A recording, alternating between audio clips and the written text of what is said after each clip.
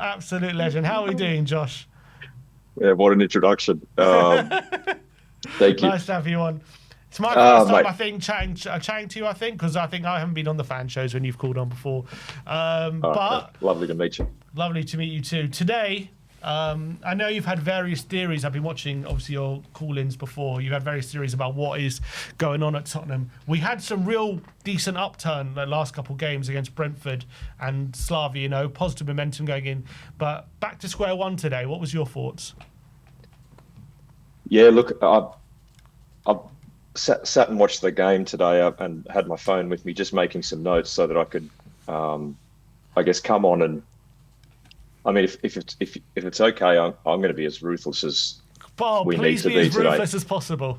Because today's performance, I think, highlights everything that Spurs is as a team, from a managerial perspective, and certainly, from the back of house side of stuff that I've been speaking about for a while now, coming back to our culture. And look, I think I actually picked us to lose 1-0 today. And again, when I go back on that opinion, I think it's still too emotional, because one of the things, well, you are who you are most consistently, right? Mm-hmm. And there's a pattern that's been happening for a while where whatever the psychological assessment that we give of our opponents, if we position ourselves above that, then we perform well. If we position ourselves at or below that, then we get a hiding, whether it's on the score sheet or whether it's from a performance perspective. And that's what happened today. And I want to say this right up front. And from what I see, we are in a world of trouble. And I want to say this because when you look at the teams that we've beat and how they've improved, mm-hmm. and we're not improving at all, if not going backwards. West Ham are better. City are obviously better, to the point where they're probably a genuine challenger. This is a great point Arsenal. he's making, actually. Mm-hmm. Right. It's a great point. Leeds are better. Burnley, I think you can argue that they're marginally better. Still, obviously, a relegation team. Everton are better. Mate, yeah. I couldn't believe it. I had a conversation with a mate during the week when I said Everton, they were sixth on the table at one point last week, right? Yeah. They beat Forest 3-0 last week. Yeah. No, keep going. Oh, right, so I look at who we've beaten, and going back to the psychological assessment, at the time we played those teams, we bullied them because we thought we were better than them. And all of those teams have improved. And look, you're a brave person to say that in a few weeks' time we go to Brentford and win. I just don't know how you say that, even though we beat them 2-0. It's obviously only 2 weeks since we played them, so you can't make an assessment on whether Brentford have improved. But if you look at, and I said when we were third on the table and who we'd been beating, that our form is not third on the table. And I said by Christmas we could be 14th or 15th. And Liverpool winning yesterday 2-0, I would have thought if Liverpool had a drawn or lost, I still would have thought we were a chance of beating them at home. I don't think so anymore. The next game that I could potentially see us winning is West Ham, and I don't even see that as a given 3 points, right? So again, I just think that fans need to be really circumspect around where we truly are from a performance perspective, because we're falling quickly and other teams are lifting. And if we don't lift at least to their level, I've got to say by the end of January, we could be in that relegation conversation. But what does it do psychologically for the team or for the management when you look like it started clicking a bit last week against Brentford? You then play the same team this week, I think it was unchanged from that game. You're looking for the same kind of performance, and then you put in what we could possibly be one of the worst performances of the season this time round. What do you think psychologically that's either down to, or what do you think it does to a team after that, where Frank maybe thinks after one game he thinks he's got it maybe right, and then it's like back to the drawing board all of a sudden? Yes, look, it's a great point. But again, go back to what I said initially. You are what you are most consistently. Okay, so the performance against Brentford and Slavia, are we mostly that, or are we mostly today? Probably mostly today, yeah. Well, it's not probably. It's definitely Because you're right about that. Yeah. But John, and I don't mean to. Yeah. I'm not trying to be cruel or anything like that or nasty. I'm just saying the reality of the situation when you reduce the emotion down to zero and you look like exactly at our performances. That's the reality, and that's why initially I thought 1-0 because there was an emotional component. I thought we'd get beat, but I thought it'd be close. But again, 3-0. When you look at the parameters of if we enter a game, okay, so what's against us, right? We're away. Forest are a difficult team to break down, irrespective of their performances this year versus last year. They're a team that are difficult for us to beat. Put it that way, right? So we go to an away situation. They're on our level as far as where we perceive ourselves performance wise, as the psychological look at that game, and then so look what happened. Josh, why do you say that? I don't understand. You say psychologically we're on the same level, but we've got the best away record in the country. And that's 17. That psychologically gives us an edge to being at home. Yes, but it's not from an outcome perspective, right? So what I see is internal. Like I look at the performances of the individuals and how that is connected in a team situation, and Nottingham Forest is they're probably like the 17th, Josh. They're similar to but they're similar to a Leeds. Like when I look at the matchup, they're similar to when we played Leeds, where we're lucky to get away with that, right? So that if we were to look at who are the teams that are clearly above us psychologically, how the team would view that, right? It's the majority of the league. Who are the teams that we probably sit equally on as far as how we view them, right? Look at who we beat and when we beat them. Like we beat Burnley week 1. I mean, Burnley were always going to be a relegation team. We beat Everton when they were in the bottom half of the ladder, right? The league, and I think also if you look at Forest qualifies irrespective of when we played them today. They qualify as a team whose form is improving. Right? They're not compared to Ange's 7 games. Yeah, for sure. Right, but even with Nuno, I mean, I know. Yeah, do you know what I mean? What I'm saying is all it has to be is within view of how we perceive ourselves and our matchups. Right, like even with Wolves, when we played Wolves, I mean that was a shocking performance. We're lucky to get away with it, but again, you guys were saying before about what are we consistent at? Being inconsistent. That's what we're consistent at. So what do you lay the blame or the reasons why we're seeing what we're seeing? Do you think the manager, we're a lot of people say give him time, but we're now 16 games into the season and getting close to halfway. Should we be seeing a lot more at this point than we are? Or do you think, this is enough time to make real judgments about what we're seeing? Yeah, I think it's enough time, and mainly because you think about if you're a player, right, in the squad, if your minutes are changing week to week, whether you're starting week to week or not, like how do you bed down a position, right? All of the great teams, they have a starting 11 and then they have an expected substitute for that particular position. And it's constant. When Arsenal play or when City play or Liverpool play, Chelsea play, when someone's coming off, we know who's going on. Pretty consistently. That's not the case with Tottenham. We have no idea who's coming on. We have no idea what position they're playing. That's us, the fans. So can you imagine what's happening within the squad? That confusion is going to have an enormous impact on performance. Who causes that confusion then? The manager. Can I ask you a question, Josh? A couple of weeks ago when you came on, we were talking about the manager, and you said to me that it doesn't make sense changing the manager now because we have to go through this period. I can't remember exactly how you explained it, but I remember your conclusion was you just got to stick with it. Are you still of that thinking when you see things like this, or are you pivoting away from that and saying actually maybe there's a purpose and a reason as to maybe doing something sooner rather than waiting to the end of the season? It's a good question, still. Basically, I'm asking you if you changed your mind.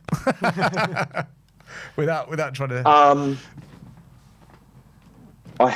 Well, with a caveat. Of course. It's getting to the point now where Spurs. I'll ask you guys because again, I know the performance side. I don't know the tactical side, the strategic stuff. Well, the on-field stuff.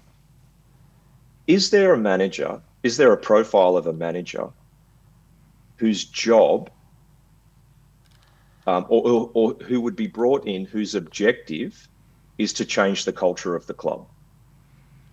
Is there one available? Is that such a thing in the in the football world? Where there is such a thing. They're not a pet. Or to change the culture at Spurs. Do you know what I mean? Right. Yeah. He's saying, does that exist? Like, is that a thing? I don't think. Well, under ENIC, you think a manager can come in and change the way they? No, he's saying, does that exist in football? Like, can No, he said Spurs. Let me word it a different way. Is there a job opportunity for a manager that might not necessarily be from a high performance perspective? Okay, we're going to be moving up the ladder. We're going to be, challenging or qualifying for Europe. Potentially, challenging for the Premier League. Or is there an interim manager whose job? We spoke about this a couple of times, Stel, as far as what needs to happen internally in the workings and operations of the club. Right, that's a whole other conversation. But is there a manager that can come in and, yes, obviously manage, to win games, but actually change the culture of the club? Because this is the comment. I mean, when you understand culture always wins, right? This culture always wins. If your culture is strong and your below average personnel come in, they've got two options. They've either got to rise to the culture or leave the club. Okay. If your culture is weak, then your high quality personnel have got two choices. They can drop their performance to the culture or they can leave. But culture always wins. I think Ange was supposed to be that guy, wasn't he, to change the culture? I don't think any manager changes the culture under ENIC.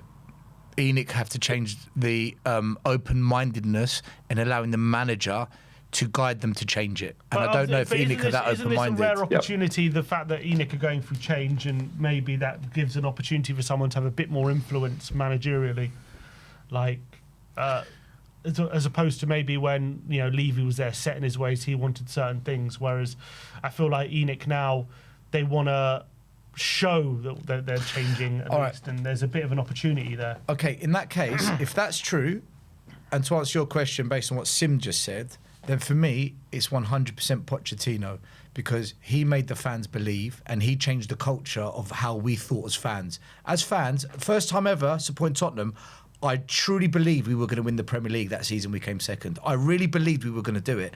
And I actually believed that we had a chance of that Champions League final. I've never felt like that as a Spurs fan. And I think that was me in a culture at the time at Spurs where...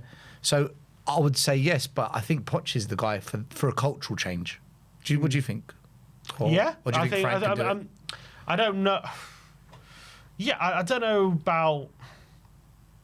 what do we mean by cultural change in terms of how we play? Like always looking to be the best? Is it about always looking to be brave and going? Josh, what do you mean by culture? Is it winning? Is it winning mentality? What do we mean by culture?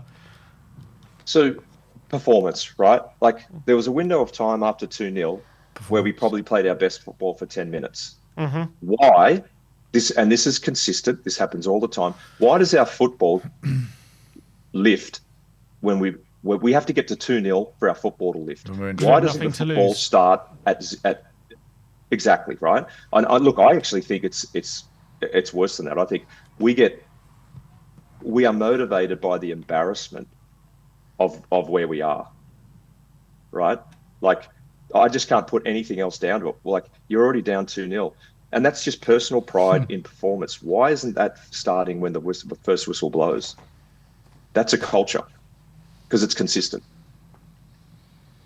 right? Okay. So, I mean, one of the things that I was saying, I sit here and watch the football every now and again with my wife, who used to play football when she was younger, and the most common thing that comes out of her mouth is move, move. Like I would love to see. They wear these trackers in their jerseys. I would love to see the percentage of walking to running, because when we've got the ball in the back line on the halfway mark, every other person is waiting for the person with the ball to do something, as opposed to creating something themselves, right? That's a performance culture. You just watch them. And there was a point in the second half where we had 6 in our defensive half, and Jesus was the only Forest player. He had all the space in the world with 6 people in defence.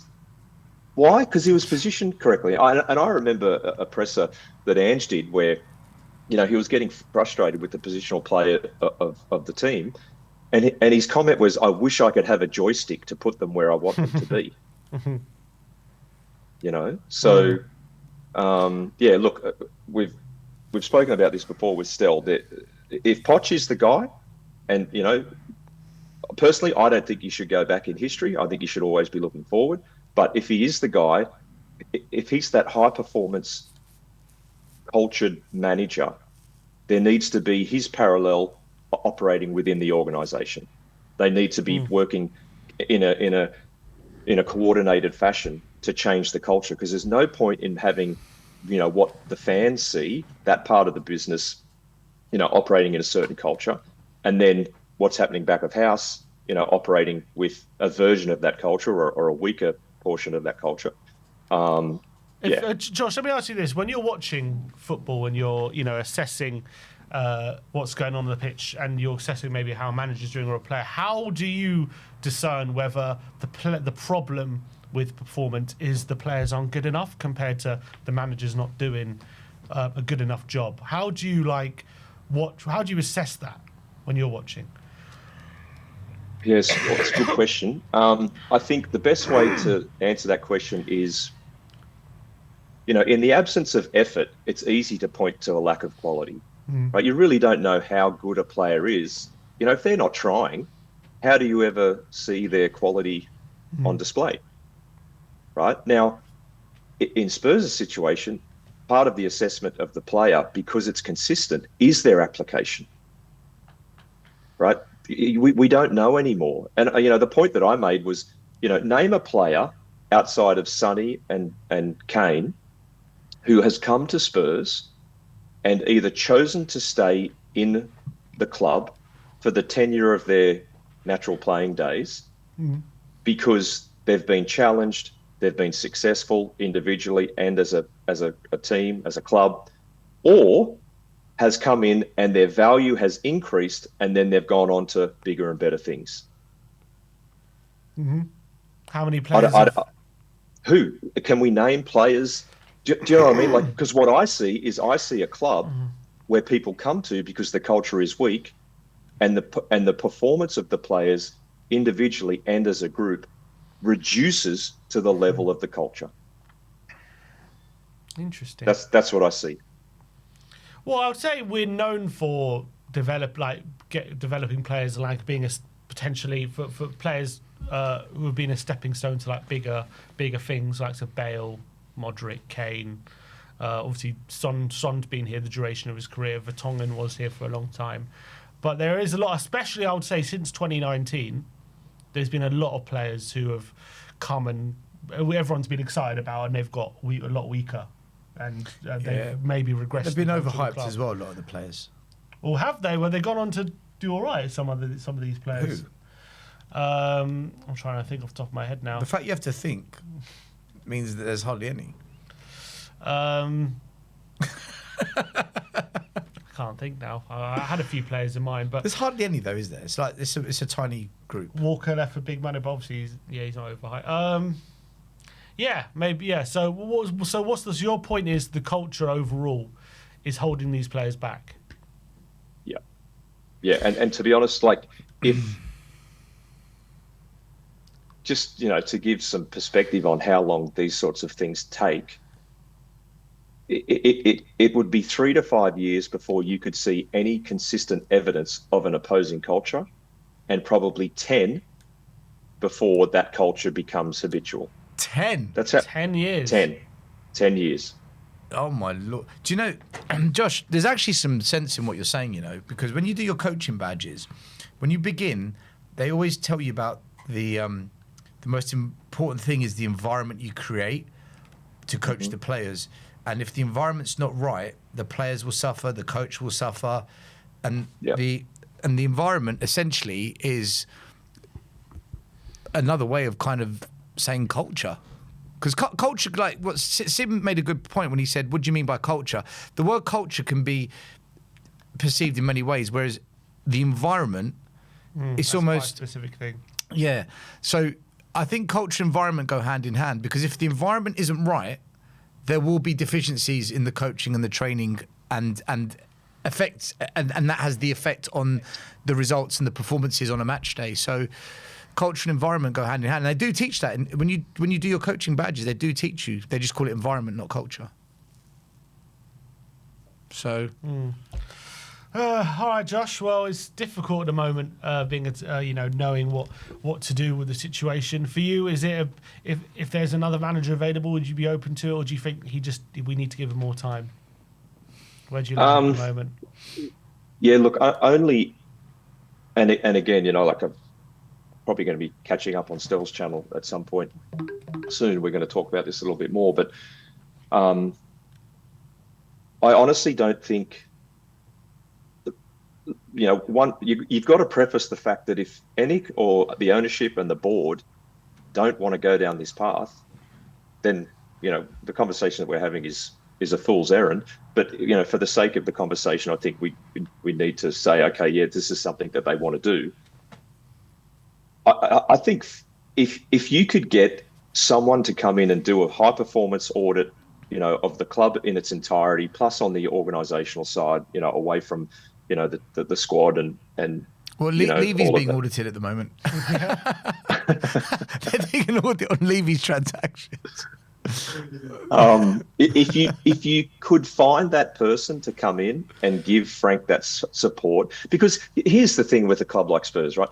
We're so impatient for success, like we really are, and it's a nightmare managerial position to come to, because you're not going to be given the time. Recent history suggests you're just not going to be given the time. And this is where I was a little bit accepting of Ange. We all want the finished product manager to come and take us to the glory land, right? There's so few of those. I mean, we probably had them in Mourinho and Conte come in, and we expected them to be that person, and it didn't work out.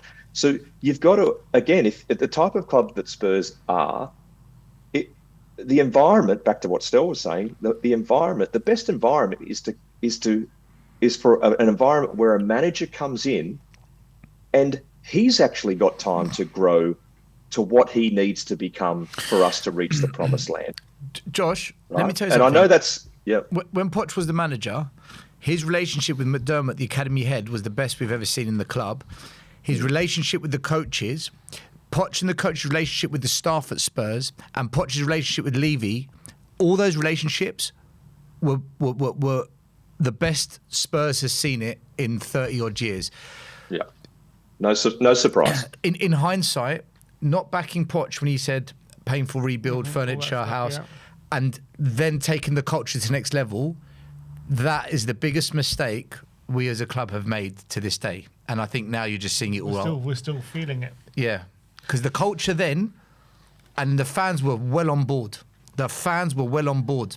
And with the new stadium being built as well, it really thought like, right, we're going to go somewhere now. And here we are, 3-0 down to Forest on a Sunday afternoon in December. Anyway, look, Josh, appreciate your time, mate. We're going to... Thanks, guys. Good to chat with you again. Thanks for calling in, mate. It's really good to see you again. Yeah. And big up, Spurs. Come on.